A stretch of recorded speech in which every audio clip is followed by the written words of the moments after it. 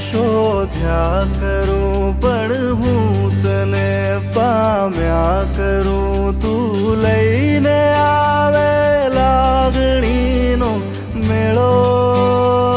રે સાથ તું લાંબી મજલનો સાર તું મારી ગઝલનો તું અધૂરી વાર્તાનો છેડો રે